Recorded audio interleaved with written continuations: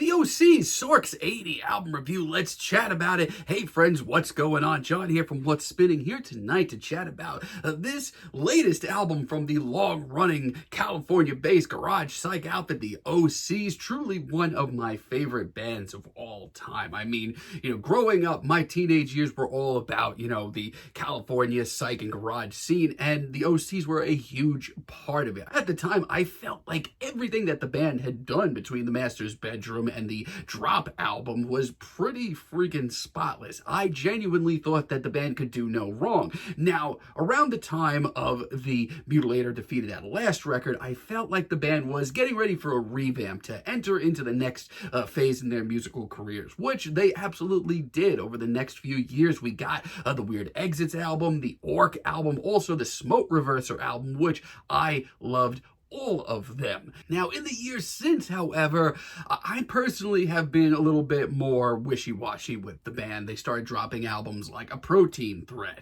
and A Foul Form, and all of these records they seemed okay to me. They seemed like they had really great ideas, but they weren't going the full distance at the end of the day. But they weren't going the full distance. So much so that, honestly, some Osees albums completely blew right past me. And going back a few years later to listen to the ones that I missed, I felt like I didn't miss much. Now, last year, this all changed for me. The Intercepted Message album came out, and this was a real freak-out project that showed the band diving into synth punk. But what excited me the most was the Osees were not only putting out great music that was really memorable and replayable, but John Dwyer and company just sounded like they were having so much fun. And leading up to this record, I felt like I was getting a lot of the same vibes, and I am. This album kicks off in a big way with Look at the Sky. This is a scuzzed out, fuzzed out, weirdo garage jam with way too much charisma. Some freaky swagger as well. Yeah, this is just a really sweaty garage punk tune. If you liked the sounds of like A Foul Form, this might be a track for you. This record as a whole has a lot of the punkier sounds of that record, but with the synthier sounds of Intercepted Message. Also, John Dwyer in this opening vocal performance sounds like a fucking madman, and that is exactly where I want to hear him. A+.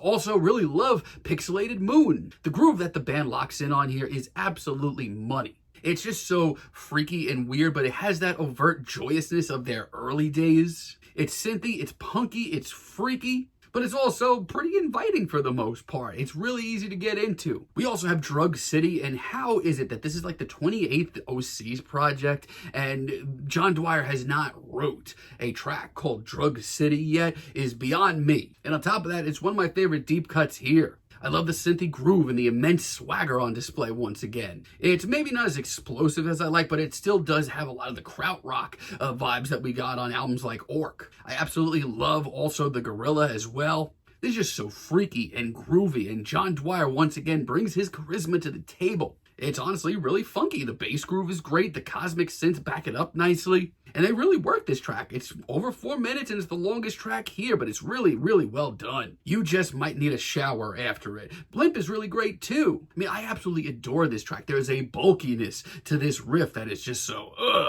Dwyer's performance here is so in your face, it's not even funny. And also, they work a serious groove onto this track. I mean, only the Osees could terrify me, but also make me shake my hips. And it picks up nicely for another great, big, sweaty jam. When the Osees really get on track and get into this revitalized state, they pump out some really great music and just sound like they're in such a great spot. And that's what this is. And Cochon d'Argent is absolutely out of freaking control. This is one of the sweatiest and wildest tracks here, and that's a good thing. It's so simple, but it's just so effective. John Dwyer sounds like a madman, as he should. And the constant soloing is pretty heady, but really thrilling. Now, a few tracks here do kind of blend together for me.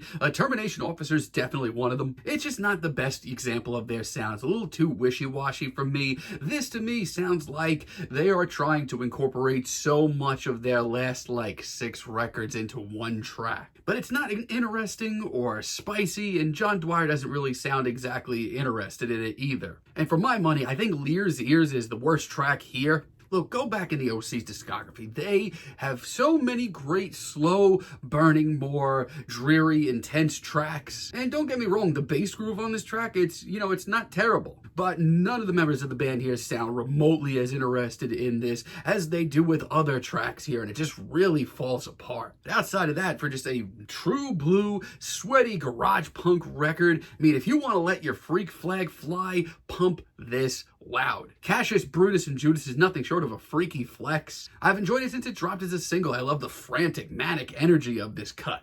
I mean, Dwyer is such a great frontman. When he is on the money, he just sounds so in control and so commanding as well. And his performance here is charismatic as hell. I love the groove that they lock in during the verses as well as the absolute freak out of a chorus. Will say this though, I do like a lot of the deep cuts a lot better. For my money, I think Zipper is actually the best track here. This riff is just so bulky and memorable. It's also one of the most oddly joyous tracks here. If you know the Osees, you know that's kind of their thing. I love how paranoid Dwyer sounds even when he's belting out this chorus. And honestly, I feel like this sums up every sound of the record really nice. For me, I think Earthling is the better of the two singles dropped for this. As far as Dwyer's performance on this track goes, I mean, this might be my favorite of his here. I mean, he sounds like, I don't know, whatever the hell is on this album cover. This track sounds like a normal, everyday rock track from this generation that's been left out in the sun accidentally for 2 weeks. It sounds warped as shit, but there is absolutely no reason for it to be this instantaneous and inviting. Also, the synths in the bass groove are just so likable. If you like the wilder and weirder side of the Osees, check out Plastics. This is 1.5 minutes of just the Osees not wasting any second and putting all their into tape. And Neoclone, I mean, God, for a more pensive track from the Osees, this is it. I love the wonky synths. I love the patience on display, especially in the drumming. I mean, take, for example, Lear's Ears a few tracks ago and then listen to this. This is so much more captivating. I love the jammy elements as well. I mean, some of those drum fills are great. This track very quickly becomes hypnotizing, and honestly, it's a really great finale. Yeah, I don't think this is as up to snuff as Intercepted Message was last year, but the Osees just sound like they're in such a great place right now. Not only are they pumping out material that's really memorable and really different and stands out, you know, they continue to work more with synthesizers, and it's really exciting. Not only that, but they just sound like they are in a great spiritual place right now. If they're going to keep putting out music like this, I'm still going to come down and check it out. I'm feeling a decent 8 on this record, but let me know what you all think down below. If you like the video, be sure to give us a like, give us a subscribe, and let me know down below what you would like for me to chat about in the future. And until next time, have a great day, friends.